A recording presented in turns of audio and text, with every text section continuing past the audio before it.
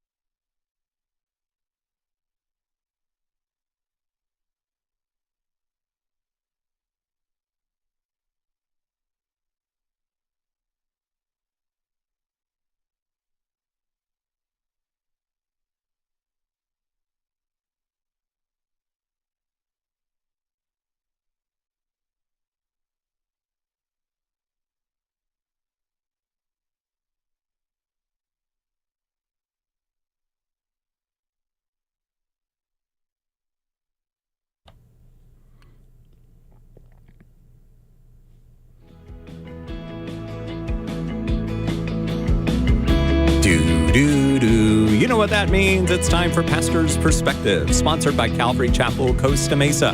My name is Brian Perez, and if you're listening on the radio on Monday, the 12th of September, we are not live today on Monday the 12th. We are recording this episode on Thursday the 8th, so if you're watching us on Facebook or YouTube, you guys can call us using the number right there on the bottom of your screen. But it is a brand new episode. This is not a rerun, unless, of course, you were watching it on Thursday on Facebook or YouTube, and now you're listening to it on the radio on Monday, then yes, you have heard this one before. But for the majority of you, this is a brand new episode.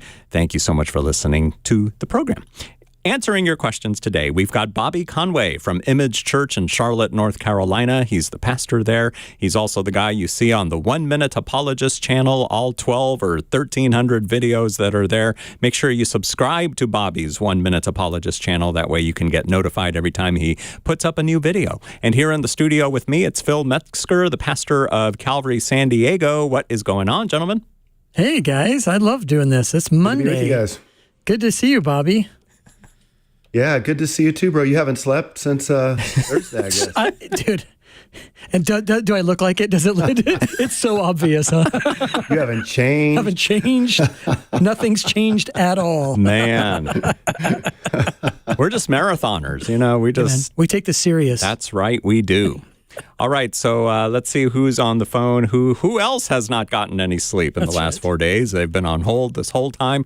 We're going to begin with Dawn in Virginia. How can we help you, Dawn? Oh, hi, how are you? Doing well, thanks. Can you hear me? So my husband is divorced, and I'm divorced, so we're remarried. And now we have kids, and I was reading about divorce. I shouldn't marry a divorced woman, and what do you do at this point? Okay, so let me understand this. So you have been married before. Your husband has been married before. Now you're married to each other. So you read something that makes you think that maybe you shouldn't have gotten married? Correct. All right. Phil, what do you tell Don? Yeah, Don, you do nothing. You change nothing. You're married now. You're in the situation that you're in. You live by the grace of God. You can't change the past, and so we're just going to accept this is where we're at right now, and we're gonna trust that God is going to work in your life right now. With the situation that you're in right now, God is present and He's for you.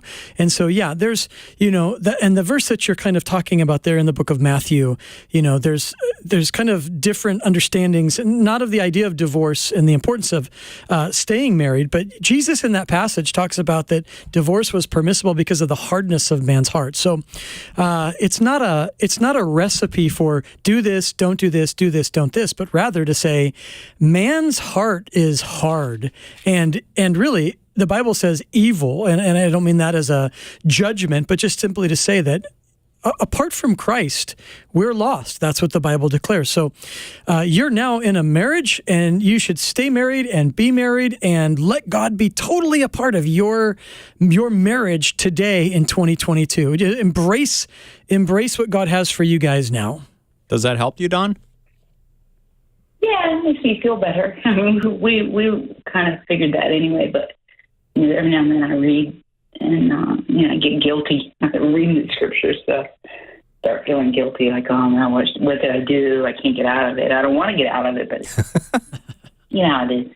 Isn't that funny that some people would read that and say, oh, good, I can get out of this now? Yeah. But it's like, no, that's not what it means. Yeah, or we stay, or like I can't get out. I'm stuck. I'm trapped. It's misery. There's terrible sins happening, but I'm trapped. Or yeah, can I get out? This is the problem with seeing it as some kind of a recipe of like, well, now it's permissible and now it's not. This is the danger. Jesus says the heart of man is hard, and that's the real core of understanding that passage. Don, thanks for your phone call today on Pastor's Perspective. Great hearing from you from Virginia. Now we're going to go to California. Here is Lewis. What's up, Lewis? Hey, how you guys doing? I just wanted to say that I really appreciate you guys' show. Brian, Bobby, and Phil, you guys are amazing. Thank you. You're welcome. Phil, I wanted to mention, if I could right quickly, that I wanted to thank you for mentioning the Chosen. I watched that, and it was really good. My question is... You're welcome. Wait, hold on. I'm sorry. No. I'm just like, first of all, I was so appreciative that you would call in at all. And then you mentioned that. That's real. I'm glad you enjoyed that. And I'm looking forward to your question. Enjoying you guys' show, man. You guys are awesome. Wow. All of you guys, man. You guys are so wise. I learned so much from you guys. Are we paying Lewis something? Is he getting We paid? might have to. We might have to. Yeah. That's right. Get this guy a raise. We're going to double your salary. 0 times 0. Oh, never mind. But my question is about the amethyst stone. Does it have healing properties? The amethyst stone, is this the one we read in Revelation 21? In Revelation, yeah, it's the last stone on the on 20, verse 20. I'm from Revelation 21.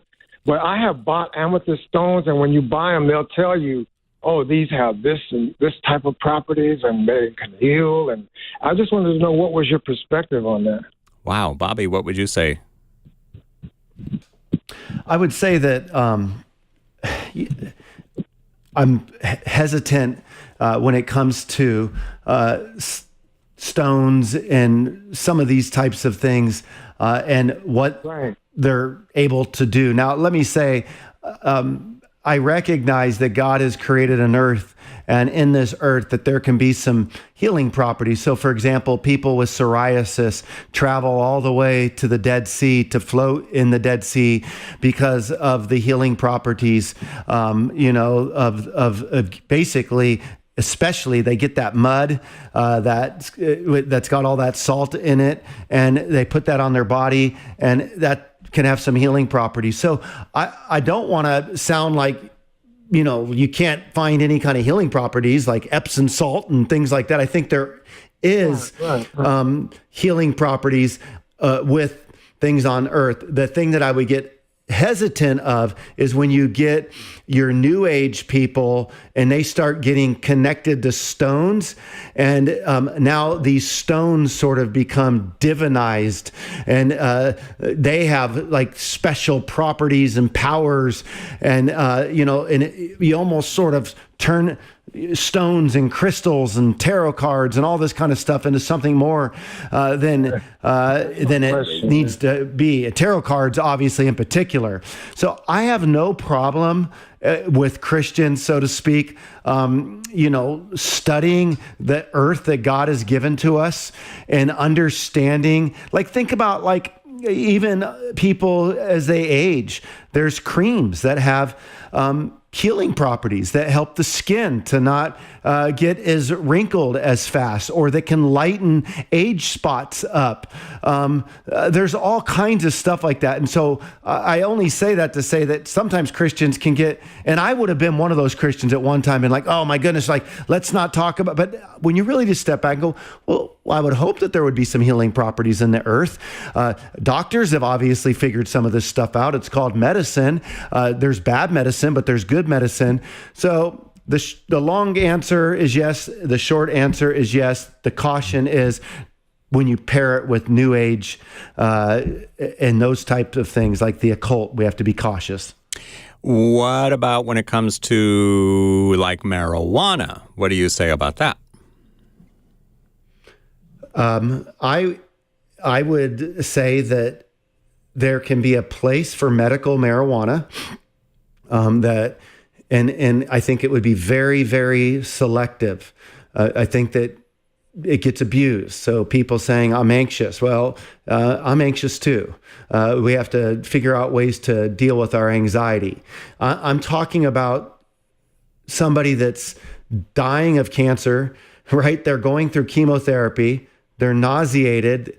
They're so frail because they can't keep their food down.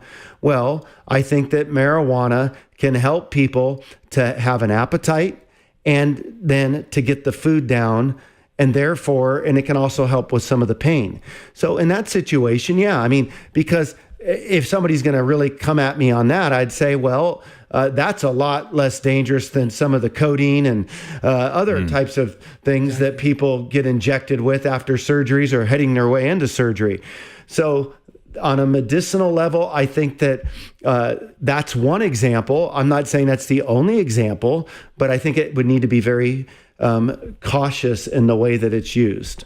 And I think apologists and theologians and pastors are going to answer that question about marijuana very different in the next 10 years. It's just, it's not that we're wrong today or right today only exclusively. It's just that we're now, it's now becoming a legal thing in the United States, and we're understanding, well, how is it going to be distributed? What is this going to look like? Most of us have friends who serve in the police forces. My brother's a cop, and he'll say, "Man, a drunk person's more dangerous than a dude that did weed." It's so we're gonna, and again, this is not a like, yay, that's okay, and let's just go do whatever we want. It's simply to say that now that this thing has become legal, we're living between this paradigm that you guys were describing a bit earlier on, not only of philosophical thought, but of actual like practical like how we live. Like we just witnessed an illegal substance become a legal substance in our country. And so what does that look like? How does the Bible speak to that? How do we handle this as Christians? These are cultural questions we're going to be answering better and better in the coming years, I believe. I think, Bobby, great answer and very helpful to people to remind them that this is not a one or the other. It's a little of both, but with great modesty. Yeah, and when it comes to even the discussion, let's just have it because it needs to be had. People in our congregations are thinking through their decision. We need to start figuring out what the conversation is going to be like as it relates to recreational marijuana use as well. And that's going to be a scary territory. I would suspect that, the way that this conversation is going to go, it's going to sound a lot like the abolitionist conversation in the early days, and then people are going to slip into kind of a moderation feel here. There is a couple thoughts that I would have.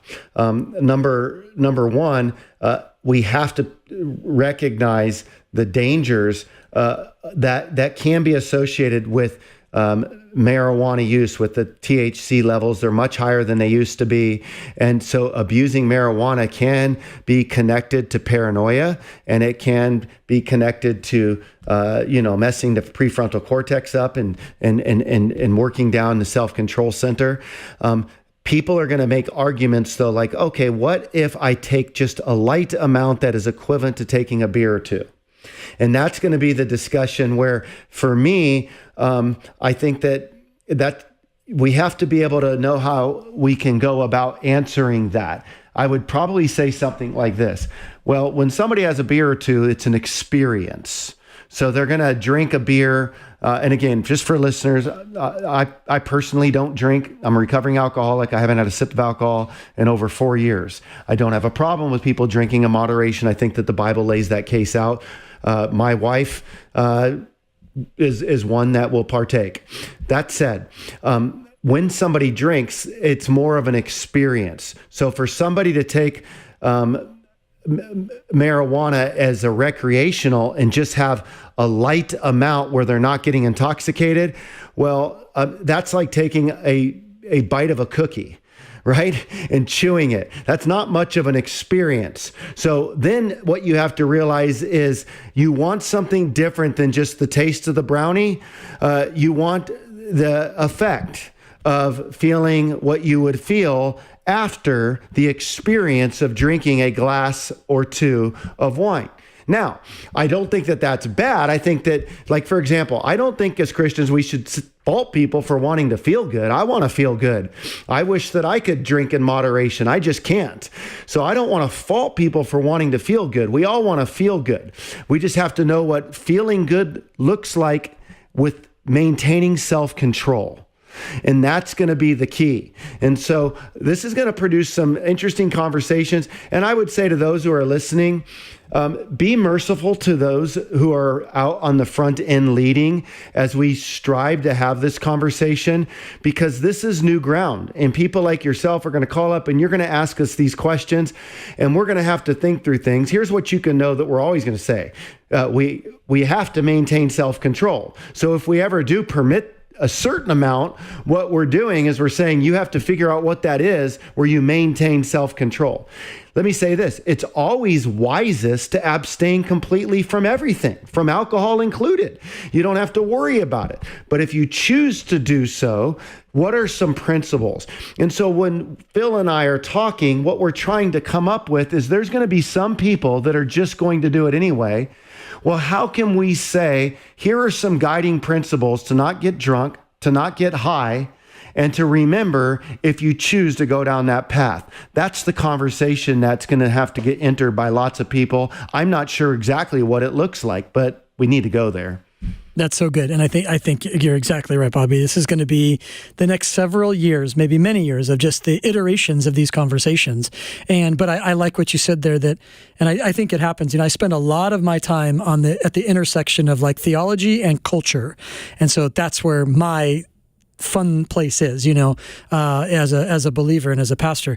But that puts me in a forward point that offends a lot of people, because you're talking about things that are like, wait, that's too far. That's quote unquote liberal, or that's, what are you talking about? It's like, but if we don't start having those conversations in real time, it's going to hit us someday. And then what we'll end up doing is just doing this overreaction of like, no, it's all evil, it's all bad, it's all wrong.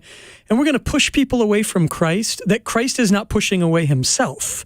And so having these conversations is what helps us to start moving that needle, not of liberalism in our thinking, but in actual like understanding how to express these things to people. We're going to have people coming in who have no context of Christianity. And so we say, nope, you cannot do any of these things. They're just going to be like, wait, what planet are you on? Mm-hmm. But if we're able to talk that language a bit and to say, okay, we understand what you're talking about. We've done our own research as well, and we see why you want this or like this or need this, but here's another thought. And so it's going to take people to jump out at the forefront to have these conversations, and they'll get beat up along the way. That's kind of what normally happens. And we've talked before, too, about the whole transgender movement that's happening right now. In a few years, some of these transgender people are going to come to Christ, and then what's our reaction going to be in the church? That's right. And we have to wrestle with that. We have to reconcile these ideas that it's not just indicative of a fallen society. Our society has always been fallen. It's indicative of the fact that we're having just fresh conversations. We need to be a part of those. Yeah, Bobby? Yeah, we need to anticipate the questions that are coming our way in the church because we are in the midst of a moral revolution that is transpiring. We need to know the kind of questions that we got to be prepared to answer as it relates to the pronoun issues, as it relates to, kids' curriculum and what they're learning in the public schools. We need to be thinking through, all of these types of things. I mean, the thing that we have to be cautious of, though, and where I want to be really careful is, again, I'm not saying anything conclusive, right? We had somebody call up last week and say, I heard that Bobby's an annihilationist, and I don't know where that was even heard. But I went ahead and defended it. Sometimes I lay out different positions on things and people can hear that. And then maybe if I didn't give my perspective, they might pick one for me. But I would say, I'm not coming down conclusively on this. I'm saying what Phil said's right. This is a conversation. I will say this, though. It is Pandora's box that we open. When we go into this marijuana thing, we do need to be ready for backsplash. Like, okay, well, let's say that we legalize heroin. And now people want to inject just a very mild amount that just is equivalent to like a glass of wine or a glass of beer. Well, then how are we going to argue there? Or somebody wants to do therapeutic, hallucinogens. There is so much discussion here, but I feel like we need to kind of do some core work. Why is it that we're always just trying to figure out how we can partake of drugs, partake of alcohol? What is it that we feel like we need that? Can we be content without it? When you're wired like me as an alcoholic, you have to find a way to be content. I'm constantly, in restaurants where alcohol's around me. And that's a tough spot because sometimes, that cold beer that's sweating looks really good and I would like a glass. Some people would say, well, that sounds pretty depraved, bro. I'm trying to be authentic. Some people just, their testimony is, I've never craved a sip again. Well, that's just not the case for me. The burn of a whiskey can sound good. Some people go, but what are you guys doing with this guy on the radio? Well, honestly, I just feel like we need to be able to be authentic. And again, I have not had a sip of alcohol in over 4 years. And I'm trying to say that I have to figure out how to live with a total contentment in Christ. But on a tough day, I get why people go home and pour a glass of wine. I get why people go home and have a shot of whiskey. It's not an option for me, but for those that it is, that's great. But let's be careful that we don't just keep opening the doors where then we go home at night and we got our little bit of moderation of heroin, our little bit of moderation of marijuana, our little bit of moderation of alcohol. And yeah, we're content in Christ. We have to ask, is there something going on wrong in our life?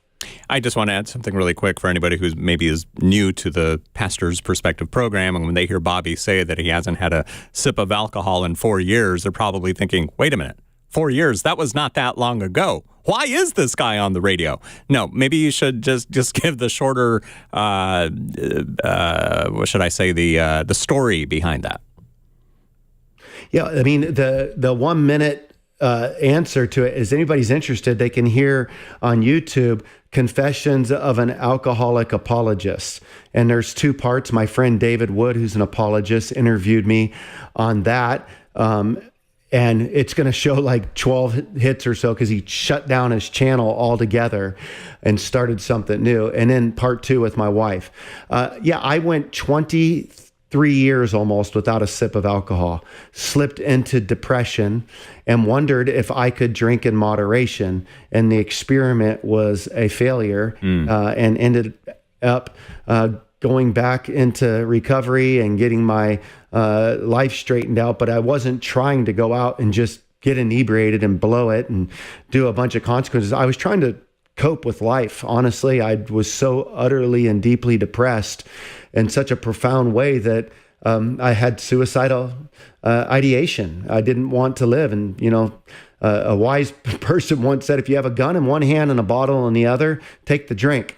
And some of you go, wise? That sounds like a foolish statement. If you've ever been to that kind of despair, basically what somebody was saying is, hey, stick around for a while. And if you can't figure out how to go forward with even Jesus at this time, and you take the drink, I'd rather you take the drink than take your life. And God would meet me in a very powerful way, pull me out of that dark time. And now I'm speaking to people who are, considering drinking again, haven't in years. If you're a real alcoholic, it's not going to work. It's just not going to work. The brain is broken in that way as it relates to alcohol for people like me. Well, can I just say, let's normalize these kind of conversations. This needs to be normalized, that this is real life, normal. Rather than like, I can't believe this. Like, why not? This is humanity. Welcome to the real world, man. And I appreciate it, Bobby, so much. I've heard you share it a couple times now, and it's like the most, I just love not what you had to go through, but just your story and just you sharing it in such a normal, it's not like I was this and now I'm this. It's like, no, I'm always these things. They're always present. This is my life. Like I am not reformed, so to speak. And I don't mean theologically, I mean as a human being, but by the grace of God, I'm holding on. And I think we just need to keep normalizing those. I just want to read these two verses in context to kind of what we were talking about, Bobby and Brian, on, we're talking about marijuana and things like this. Just a reminder, 1 Corinthians 6:12, all things are lawful, not all things are helpful. All things are lawful for me, but I'm not going to be brought under the power of any. And I think you're really hitting that point of, even if we're going to have these conversations about what is permissible, we still have to always come back to the idea of like, but why do you have to be under the power of anything save Christ in your life? Yeah. Such a good point. When I was, I'll tell you want a vulnerable moment. Here was my depression. When you're sleeping in a closet because you're just so hollow, and all you could think of is, man, the life would be if this closet was filled with whiskey bottles and cigars, and I could just sit here in this closet and not leave till my job's done.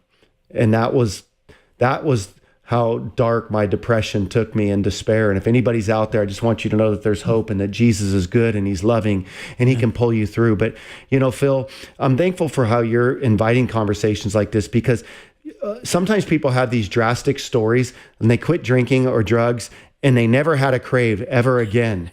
And then their experience, they expect should be everybody else's experience. Right. And then those who still struggle sometimes with maybe desiring that, they feel bad because they do. But here's a thought. I mean, that's great when that happens, but think about all of our weaknesses. Like if you struggle with complaining or gossip or anger, is it like just because you got saved, you never gossiped again? You never got angry again? You never lusted again? Well, why should we expect the alcoholic to never desire a drink again just because he knows Jesus? In fact, that had such a grip on that person's life. So then we treat that person as if they haven't really been rescued, because every now and then they still crave a drink. Well, what about the person who used to cuss like a sailor?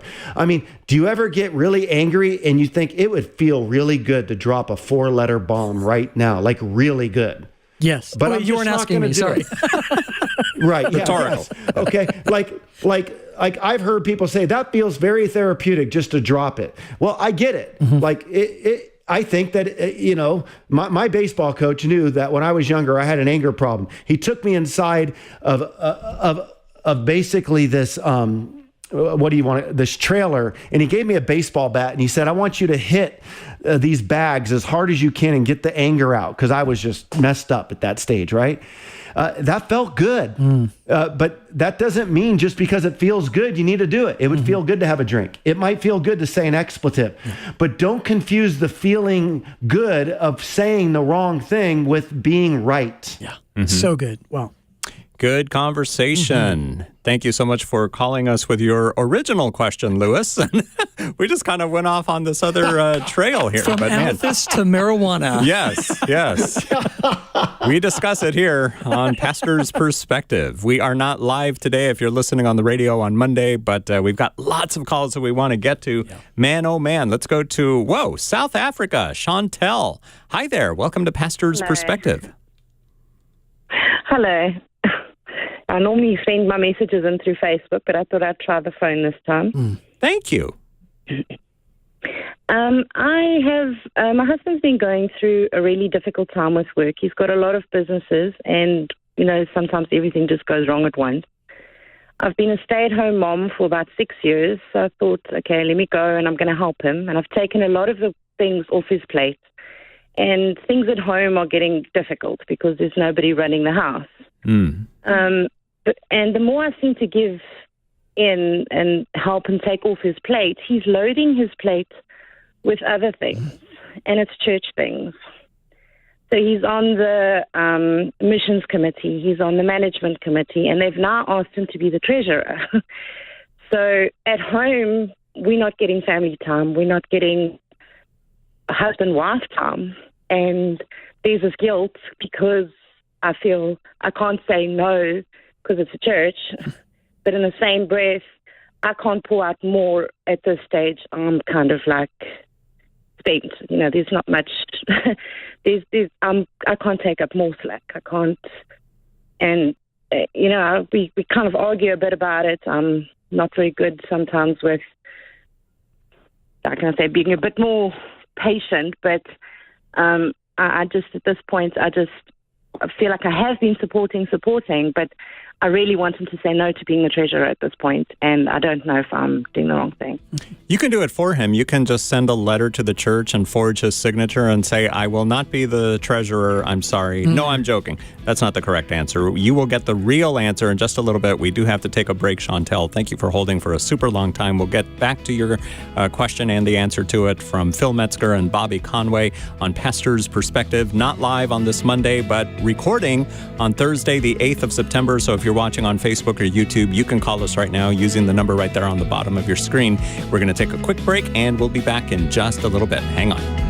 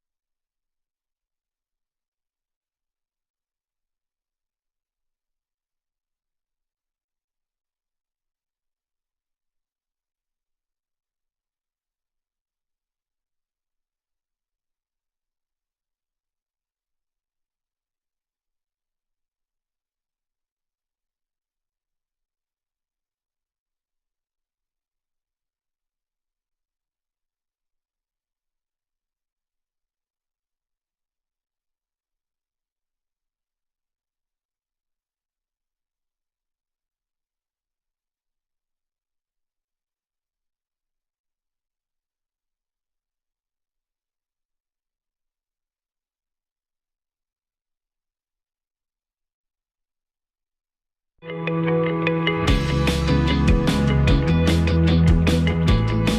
welcome back to Pastor's Perspective, sponsored by Calvary Chapel, Costa Mesa, and not live on Monday, the 12th of September, if that's when you're listening on the radio.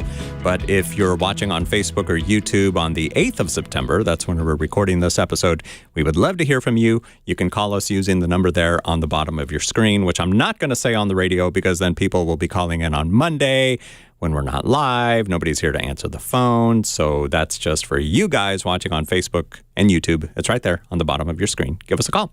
My name is Brian Perez. Bobby Conway and Phil Metzger are answering your questions. And right before the break, we were talking to Chantel, who's calling in from South Africa. And she's just got this situation where her husband works a lot. Now he's getting called in to do more stuff at his church. And Chantel's just like, we're running out of, there's not enough hours in the day. How do you manage this? Yeah. In fact, Chantel, I wanted to ask one more question to your, thank you for what you shared already, what you shared before the break. But I did want to ask you this question. Like, do you feel that you've expressed your concerns and your heart to your husband up to this point? I think I probably know the answer, but it'd be good to just get that clear. Like, do you feel like it's been clear to him that you guys cannot take any more on your plates? I've been very clear about it, and it's my tendency is to be a bit, I would say, too much, but I've really tried very hard to do it as graciously as possible, which is not normally how I do things, to be honest. I can be a bit emotional, but after he just kind of threw it in one day, it's like he'd already accepted it, and then I kind of blew up a bit. Sure. But he does know, because I keep bringing it up, and this last thing, he just kind of, he doesn't like conflict, so he kind of avoids the discussion. Yeah. So a couple thoughts then, and thanks for your honesty and thanks for expressing that. A couple thoughts. One, it is, I'll just say this is not one of the thoughts, but a comment. This is pretty common, when churches, have people like yourselves that are obviously incredibly well-meaning, hardworking, thoughtful and caring. We tend to pull those people in, and we need people like yourself to say no. We need you to, because we'll just, hey, could you do this? Hey, can you do this? And that very feeling that you express that, well, can I say no? Can my husband say no to the church? The answer is, and I'm a pastor of a church, I want to make sure that's very clear. Can I say no to the church? The answer is yes. You can say no. We need you to at times. We need you to say, we are in a situation where we're so overwhelmed that if we, and my husband will do this no matter what, he's going to do it because he just wants to serve. He wants to help. I think that this is a good time, Chantel, for you to maybe ask your husband if you and he could talk to the pastor, could talk to the church, and just you could express your concerns. I think it sounds like your husband loves you, but he just feels it hard to say no.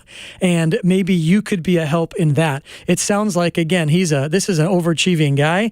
If you jump in to help him, he just adds more to the plates, and that has a limit. And I think the church is the place where it should reach its limit. And what I mean by that is that this is the place where we value healthy relationships, not just using people because they're capable, but also we value that you would grow in your relationship with God, in your marriage, in your home. We don't want to see you burned out, but being used by the church. So I think maybe you need to ask your husband if you and he could have a sit down with the pastor. You could express your concerns and then work these things together. If he's open to that, it might be your best option. What do you think, Chantel? Thank you very much. Thank you. Thank you very much. That helps y'all. Do you think your husband will be open to that? I think if I had to tell him to say no, he will, because he wants to please, but I don't know even, is that supporting my husband? Is that I've also got that bit of a, submissive thing that I'm trying to work on myself, is trying not to always tell him what to do spiritually and trying to not tell him what to do. And, so it's kind of like if whatever I tell him to do, he'll probably do it. But I don't know if I'm overstepping then as well. There's a bit of a conflict there in myself. Well, marriage, Chantel, as you know, you're married. It's a partnership. It's not, I understand what you mean about that idea of being submissive. But I think there's also a place where we recognize that marriage is a partnership, and you see things that maybe your husband is not seeing, and maybe he sees things that you don't. So having that conversation together, and maybe even inviting leadership from that's, if you think that ending, you know your home just like your husband knows your home. So coming to an agreement together is going to be more important than just who wins and who gets right and who's wrong. It's more about, hey, I'm concerned about this, and I think that it sounds like, if he's willing to listen to you, it's gonna work out. Thank you very much. Thanks so much. Chantel, thank you for calling us. We know that it's like 1 a.m. right now in South Africa, so that's how busy Chantel is. Yeah. She's up at 1 o'clock in the morning right now to call us on the program here. Amazing. But seriously, thank you for your phone call, and we pray the best for you and your husband. This is Pastor's Perspective. Now we're going to go to Doug in Illinois. What is up, Doug? What did you want to know? Something about the book of Acts. Yes, first-time caller, long-time listener. Here. What took you so long to call, Doug? Yeah, I know. Well, I've tried before. Saul becoming Paul through Jesus' interaction, later in Acts, and then earlier in Acts, Paul and the other 10 getting together and saying, we needed 12. Well, 12 was the number. Well, then Paul made it 13. So what's the, what was the, there's a 12 was the perfect number, and then there's Paul coming later. Yeah, did there have to be 12 in order for this to work, Bobby? What would you say? Like as each one died off, that they each get replaced, or what's the story? No, I mean, again, they're the kind of the foundation of the new covenant. And so 12 is just a title that is used. So when you think about Paul being added on and being seen as kind of the 13th one, because obviously after Judas went out, they replaced him with the casting of lots, which we see in the book of Acts. So when Paul comes on, they still just retain the reference of the 12, but the 12 was kind of like a title, an expression. It didn't have to be exactly 12 people all the time. It was just in reference to those who were followers of Jesus during his earthly ministry and or eyewitnesses of his resurrection.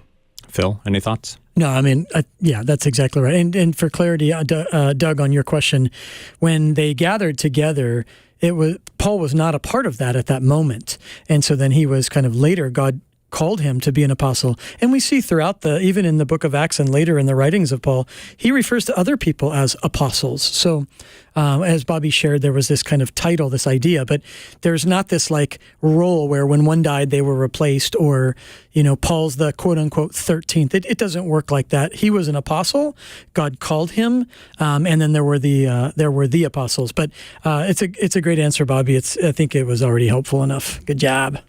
What do you think, Doug?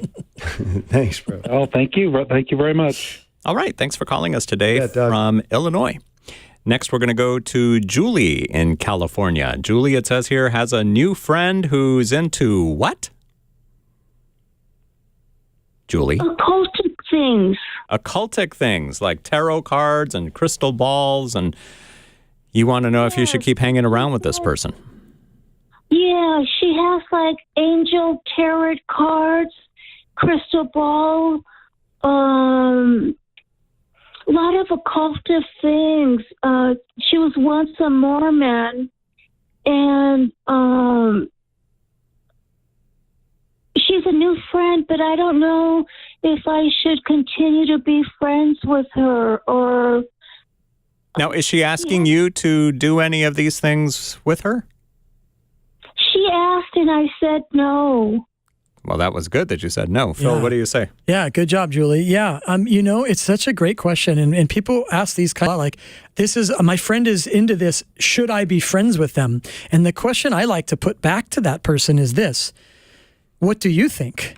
And so are you going to be, and you already asked it, Brian, are you, Julie, and whoever else would have this kind of a question, are you going to be adversely affected by these things? So somebody has tarot cards in their house. Can I be friends with them? Well, the question is, can you? Can you be near that? Is it going to negatively influence you? Are you unable to put yourself in that kind of a situation? Again, I'm going to, with Bobby's permission on this, like he's already made so clear, like, hey, listen, I know other people can do certain things. I can't do those things. You have to know yourself.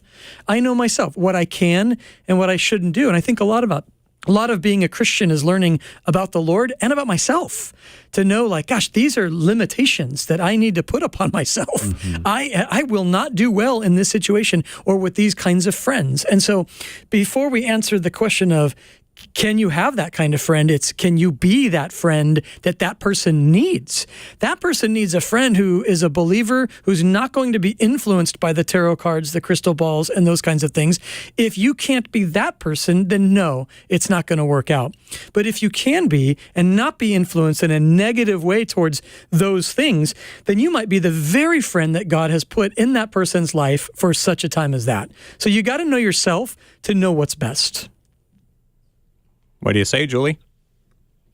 Well, she had a Gideon Bible, and I gave her a study Bible, and that's a big question that I have to ask myself. Would I? I mean, do you find yourself tempted or anything? Are you kind of drawn to the idea of looking into this kind of stuff? No, I don't want to know. Okay. I don't know if it's of the Lord. Bobby? It's not of the, sorry, Bobby, I didn't mean to cut you off. It's not of the Lord. Those things are not of the Lord. And if you're not sure, whatever is not done in faith is sin. Be sure. Have a real confidence of, this is how God's leading me. I want to be a good friend to this person, or I don't know if I can be a friend to this person. Answer that question. When you answer that question, you'll know how to step forward, Julie. Yeah, Bobby? Yeah, I agree. Yeah, well said. All right, thanks for your phone call today on Pastor's Perspective. Now let's go to Frank in California. What did you want to know, Frank? Yeah, hey, I'm. How you guys doing? Good afternoon. I'm reading this book. It's like the third time I've read it, The Pilgrim's Progress, and it sounds exactly like what everyone's been talking about. And as I read my Bible side by side, I'm a recovering alcoholic. I haven't drank in about 15 years, and it seems like I've gone through every one of these towns that's in this book. I'm 60 years old now. And what do you think of this book, and what do you think of it in relation to all the different temptations and trials that we go through as Christians? All right. So first of all, question, have you guys read this book? Phil, Bobby, we've all heard of it, but have you read it? Okay. So Bobby, What do you tell Frank? This is obviously a great classic. At one time, it was the number 2 most selling book in the world, behind the Bible. My favorite story about John Bunyan is when he was in prison, they brought him some bread and water, and he replied by saying, "All this and Jesus too." And I thought, man, that's some contentment right there. All this and Jesus too, with his bread and water. Life just takes us down some different roads. And I think that there's a lot that can be gained by reading a book like Pilgrim's Progress. It's obviously, it's not scripture, but it's like reading any of these great books. If you read The Great Divorce or Screw Tape Letters, with Screw Tape Letters, where the evil one would try to take us down if he could, like he tried to take the patient down. Who do you identify? Which town do you identify? When you're reading The Great Divorce, which characters can you relate to? It's always good to do that kind of stuff when we're reading these kind of books. But John Bunyan, his story is great. I had the privilege to see his casket there in London and go to the spot where he's buried, and his tombstone is just really cool because you see, Christian with his backpack, which represents all of his burdens and the weight of his sins, and he's carrying it. And then you see that he comes to a cross and he's free. And I think that between the point when we get saved and when we finally get home, there's this backpack, so to speak, and we're just trying to unload sin along the way to get freer and to walk more with Jesus. And the quicker we can get rid of those obstacles in the way, the better off our journey with him will be. So where's this at? It's in London. It's actually right across the street from John Wesley's house. John Wesley had some different lodgings, but he had you can go and see John Wesley's house and see kind of the room where he prayed in and spent time with the Lord. Bunhill Fields across the street, the graveyard that John Bunyan is buried in. Phil, yeah, what are I your was thoughts just going to say, Pilgrim's Progress is, as Bobby said, it's one of the greatest books of all time. It's very rare for a book to stay relevant as long as this book has. Yeah. And so, kudos to him for writing a book that is literally, you could pick it up today, just as Frank has, and read that and go, wow, I'm gaining, it's got relevance for today. Very few books have done that in time. Right. So, it's a great allegory to the Christian life. Well worth the read. If you're a reader and you haven't read it, read it. You'll enjoy it. Pilgrim's Progress by John Bunyan. Check that out. Okay, here's a Facebook question sent in by Kathy and Paul. They want to know, in Numbers 22, why did God permit Balaam to go on a journey, speaking of journeys, and then God becomes angry that Balaam went? Was God testing Balaam? What do you think, Bobby?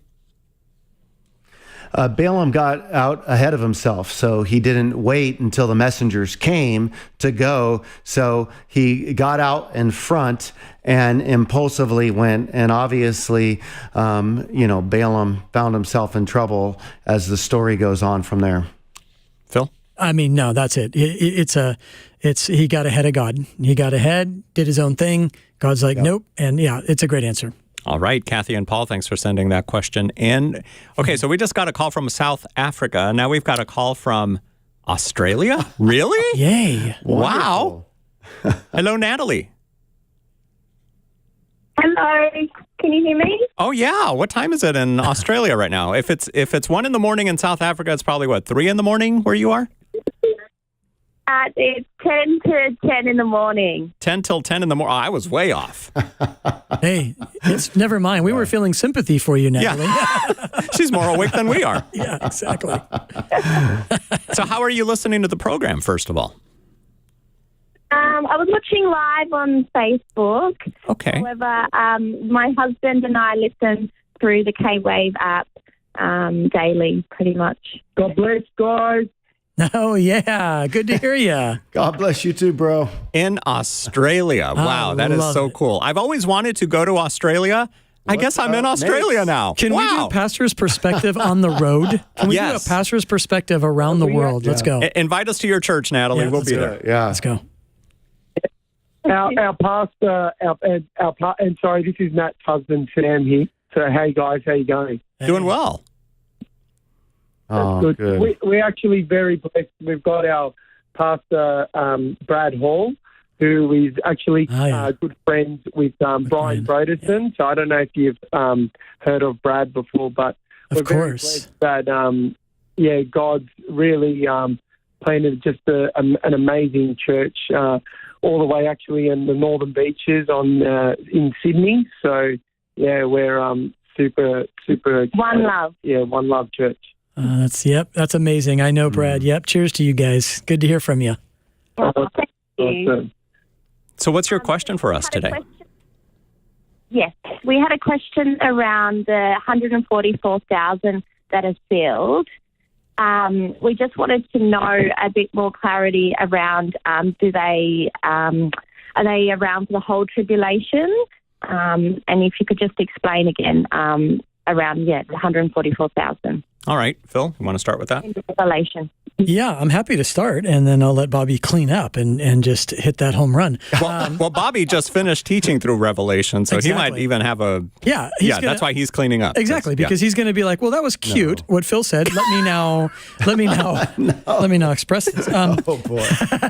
Yeah, so it's a good question. I'm just going to lay out 3 or 4 positions, Phil, so just go ahead. Bobby will give us so many different options. We'll be like, wait, what was the question? I don't even know anymore. That's right. That's the best way to answer questions. I'm learning all the time.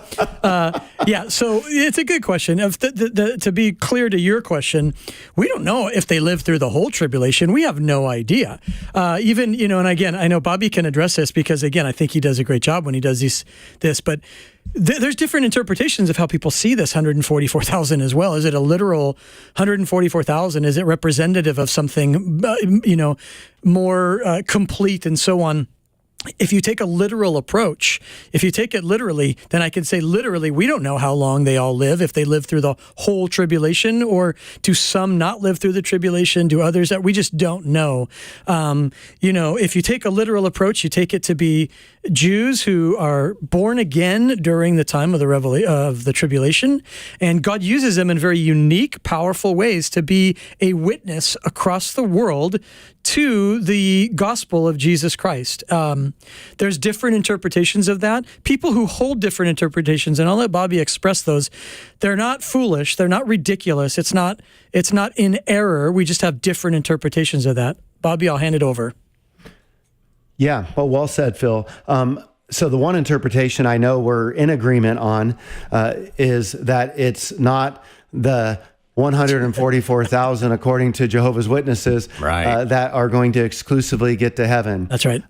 Setting that interpretation aside, then if you have a pre-tribulation stance, then you would not leave room to use the other interpretation, which some would say the 144,000 are representative of the church. But there would be people who would take like a post-tribulation stance that would see the 144,000 as representative of the church. So the question is, who is this audience? Well, they're in the tribulation period. Some would say it represents the church. You would have to not be a pre-trib to take that stance. Others would say it represents, Jewish people who will get saved. Then some even really, they'll say, hey, this is just a mass amount of Jewish people be saved, or literally 144,000 Jewish witnesses. It gets a little bit problematic because you see that they're called virgins. Is this actual virgins, or is it spiritual virginity, that they're pure? And they're seen to be males. So is this just 144,000 Jewish males that are going around witnessing? The problem with calling them Jewish evangelists for me is I've heard that, and I used to say that, but then I would start looking at it and I was going, where does it say in the context? Like in Revelation 7, for example, what happens is you hear about the 144,000 and then you learn about this great multitude, but you have to make an assumption that the great multitude is the result of the 144,000, and I'm not sure you can do that without some eisegesis. And so then they end up being called, the evangelists. So I would say that. So you see what I'm saying? It's that there's this 144,000. They're called the evangelists, and then there's this great multitude. Mm-hmm. Well, whoever this number is, obviously they're going to be doing evangelism. But the question then becomes: is this a symbolic number? Or is it a literal number? And I would be more inclined to say it's probably a symbolic number representing God's people during the tribulation era. And things like spiritual virginity, so to speak, in that they have been set apart for God. Obviously, they're going to be doing evangelism. There's lots of numbers in the Bible that are metaphorical and are figurative, and sometimes they're not. The tough thing is we don't always know when it's literal when it's not. A lot of these numbers I take to be exact, literal. Sometimes I'm not sure when I can, when I can't. But here's what I can guarantee. Nobody perfectly interprets all of the numbers in the Bible perfectly as figurative or literal every time. Sometimes we're just at a loss sometimes in that department. Yeah, totally agree. I think that's exactly right. It's unknown. So we have these different ways that we're interpreting it. And, like you said, like Bobby said, if you're pre-tribulation, you're going to see it this way. If you don't hold to a pre-tribulation, you're going to see it this way. We have grace and respect and love among all the different perspectives. Yeah. Natalie, thank you for calling us from Australia. Yes. Thanks, guys. God bless. God bless you too. And in case anybody's wondering, the church that Natalie mentioned, it's called One Love Church. You can find out more about them at onelovechurch.online. Always kind of cool to see what the Lord is doing in different parts of the world. So check that out, onelovechurch.online. Thanks for calling us today, Natalie. God bless you and your husband and your pastor, Brad Hall. That is all the time we have on today's program. We are going to be live tomorrow between 3 and 4 p.m.